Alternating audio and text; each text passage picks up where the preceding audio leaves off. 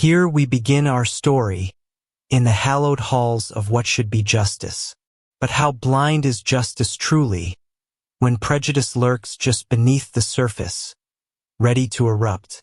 Can a person's worth, their very right to exist in a space, be determined by the color of their skin or the simplicity of their attire?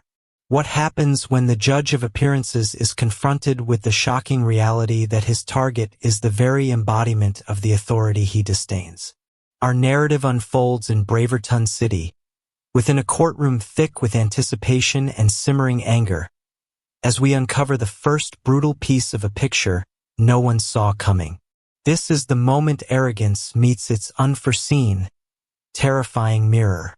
It was a bleak late afternoon in Braverton, a city tight with tension surrounding the high-profile trial of a police officer accused of brutality.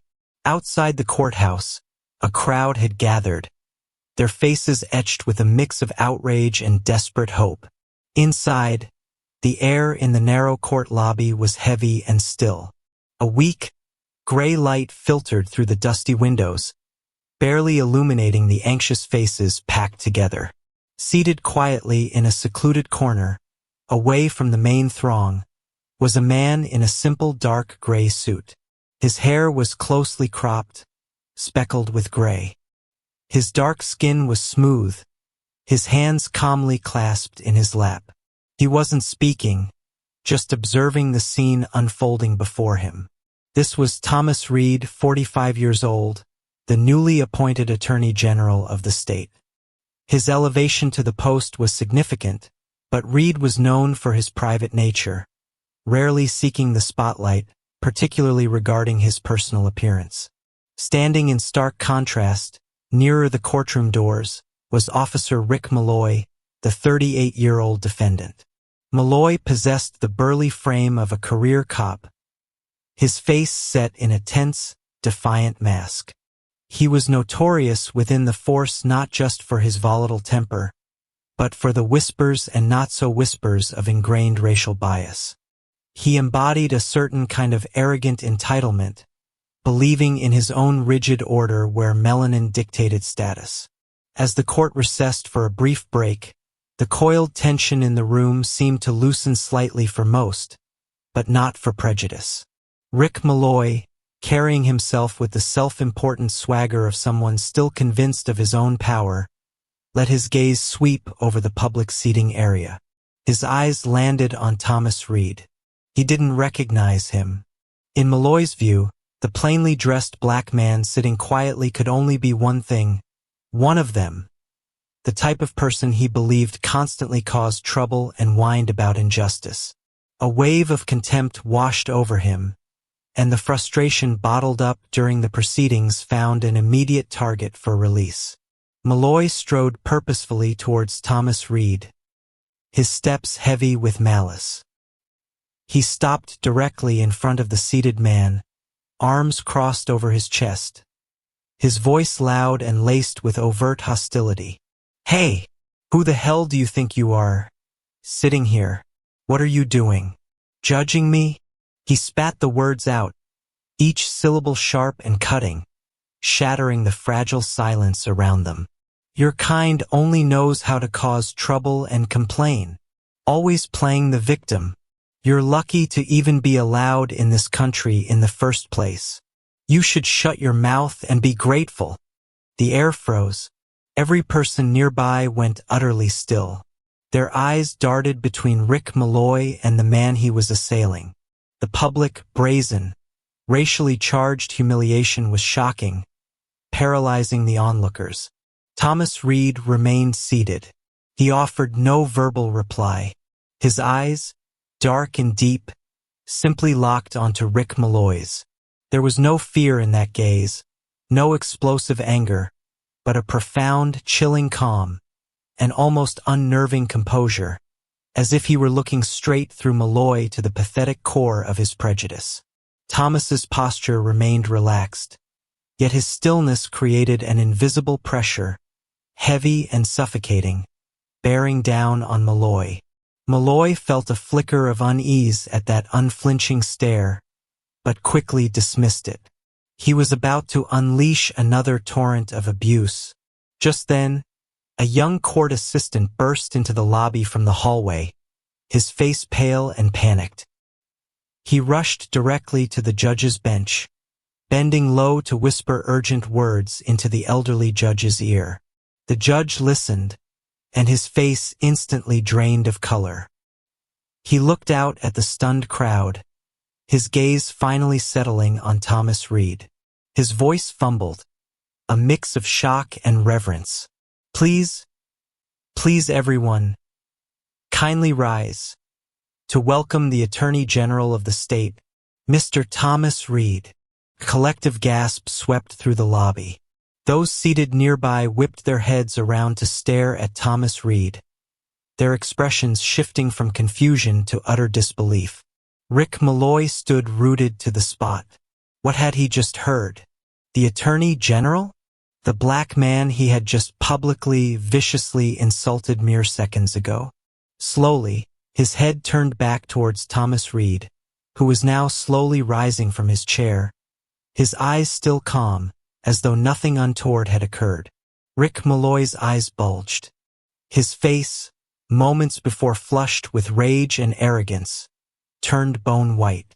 His hands, previously crossed defiantly, began to tremble uncontrollably.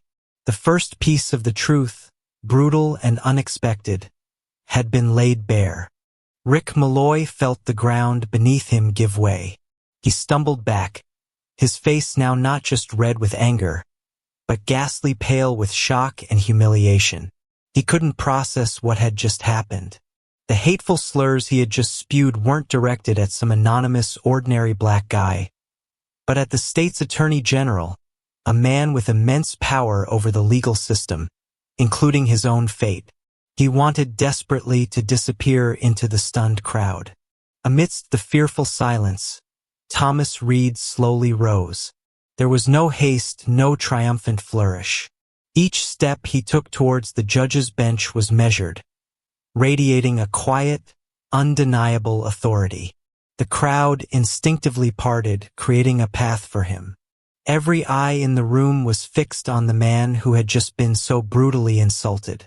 Thomas Reed reached the bench, standing beside the judge, who was now bowing his head in a gesture of deep respect.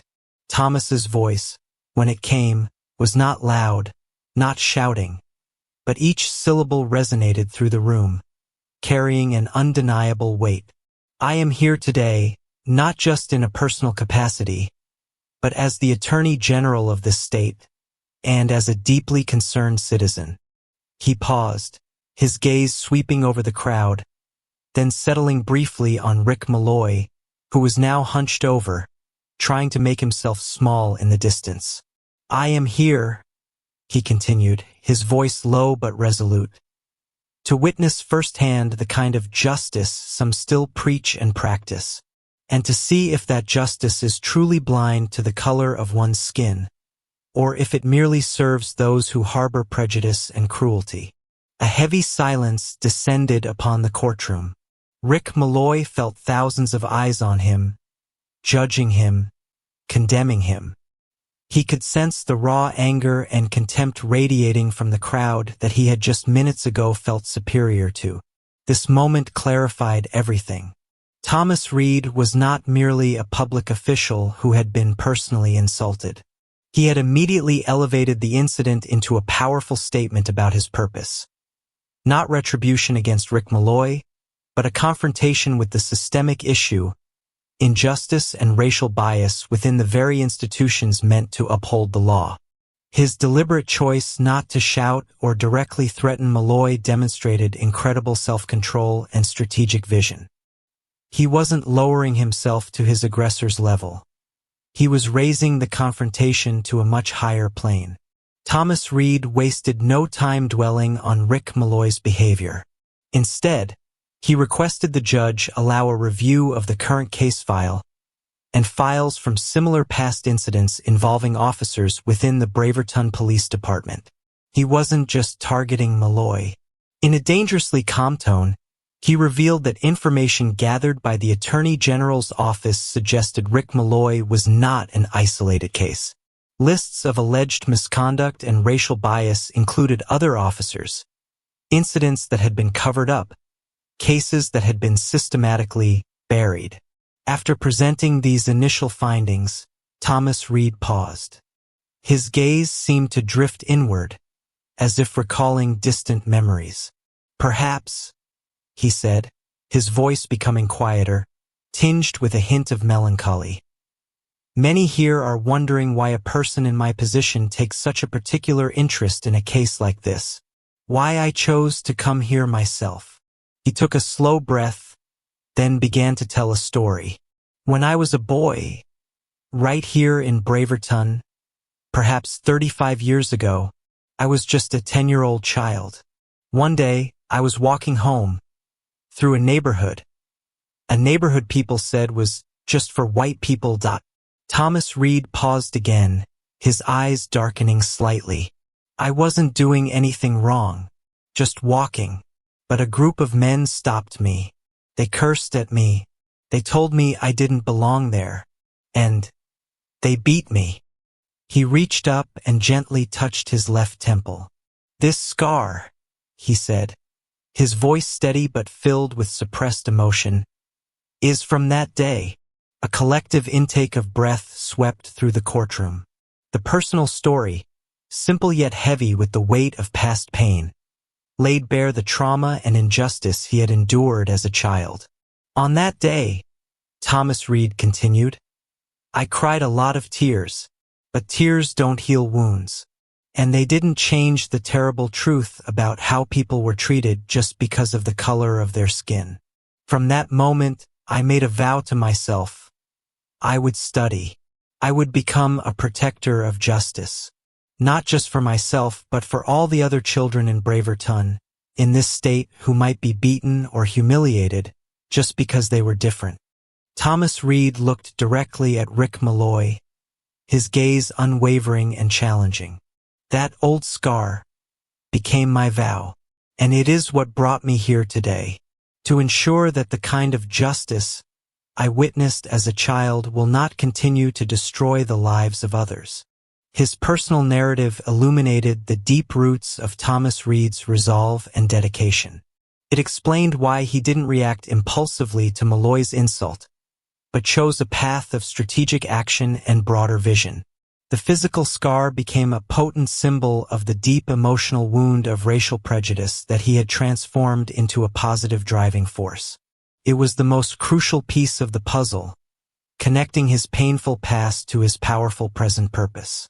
Under the mounting pressure of the new evidence Thomas Reed hinted at, the unsettling power of his personal story, and the condemning gaze of the crowd, Rick Malloy finally buckled. The swagger was gone. His face crumpled, his head bowed low. He clutched his head in his hands, as if trying to hide from the blinding glare of his own shame and terror. He sank to his knees right there in the courtroom, a dry, choked sob escaping his throat. I didn't know," he mumbled, his voice broken. I truly didn't know. I thought you were just one of the—" His words trailed off, choked by his own guilt and the terror of the realization. He thought he was just an ordinary black man, powerless, voiceless, and that very assumption, born of deep-seated prejudice, was what had undone him. Thomas Reed looked down at Rick Malloy. There was no triumph in his eyes, only a cold calm and perhaps a flicker of weariness. "You didn't need to know who I was," Thomas replied, his voice firm and heavy with consequence. "To treat me or anyone else with basic respect and human dignity." Thomas's words were the final, crushing blow. They didn't just condemn Malloy's actions but exposed the core issue, a fundamental lack of respect for human dignity rooted in prejudice. Immediately after, on the judge's order, Rick Malloy was handcuffed before everyone. The metallic click of the cuffs echoed in the silent room. The cameras of the reporters, who had swarmed in after the news of the Attorney General's presence, flashed relentlessly, capturing the public humiliation and arrest of the once arrogant officer. Lost in the crowd, A young black girl watched it all. She had grown up surrounded by fear, by silence, by the quiet acceptance of injustice. But now, she saw a man who looked like her, not fighting with fists or hate, but with intellect, dignity, and unwavering resolve, confronting and defeating racial prejudice right there in the halls of justice. Tears streamed down her face, but these were not tears of fear or sadness. They were tears of release, of hope, of seeing for the first time someone who looked like her win against the odds, not with a weapon, but with conviction and truth. She sobbed silently, her small heart swelling with admiration and a nascent dream. The press conference following the trial was held in a room buzzing with anticipation. Dozens of microphones were thrust forward towards the podium. Thomas Reed walked out, still possessing that characteristic calm. There was no hint of triumph in his eyes or his posture. He stood there, representing the principles of justice, but he did not carry himself as a conqueror gloating over a defeated foe. He did not use the opportunity to deliver scathing remarks about Rick Malloy, nor did he celebrate his personal victory. Instead, his voice resonated throughout the room, measured but carrying the weight of experience and profound understanding. Today, in the Braverton courthouse, we witnessed a painful truth. The truth that prejudice and discrimination still exist, even within institutions that are meant to be symbols of fairness and equality. He paused, his gaze steady as he looked into the cameras. Justice is colorblind. It does not distinguish based on race, gender, or background. This principle is the bedrock of our society. Thomas Reed took a deep breath, his voice sharpening slightly. But injustice always seeks to cloak itself in the guise of righteousness. It creeps into systems, into the minds of people, and seeks to justify the most brutal actions. He looked directly into the lens, as if speaking to the millions watching through their screens. It is our duty to expose it, every single time, whenever it appears in whatever form it takes. Do not let it hide. Do not let it be tolerated. It is our job to fight for justice tirelessly. His words were not a canned political speech, but a call to action, a reminder of shared responsibility. The story of the Attorney General being publicly insulted and his dignified, powerful response spread like wildfire across all media platforms. It was more than just a court case. It became a symbol. Thomas Reed's story, about his old scar and his unwavering vow, touched the hearts of millions, especially minority communities who had suffered silently under injustice for too long. From Braverton, a wave of police reform began to emerge. Policies regarding anti-bias training, more transparent complaint procedures, and increased oversight of officer conduct were put forward for discussion and implementation. Difficult conversations about race and justice took place at every level, from small community meetings to state legislative sessions. The pieces of change had begun to be laid down. The story of Attorney General Thomas Reed is a powerful reminder of the strength of perseverance and the importance of standing up against prejudice. If this story has touched your heart and inspired you with its message of justice and courage, join us in exploring more narratives of extraordinary people who have overcome adversity and prejudice to achieve remarkable things.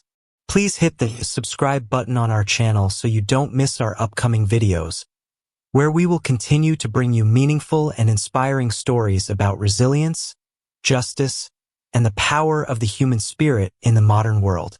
Don't miss the next part of our journey together.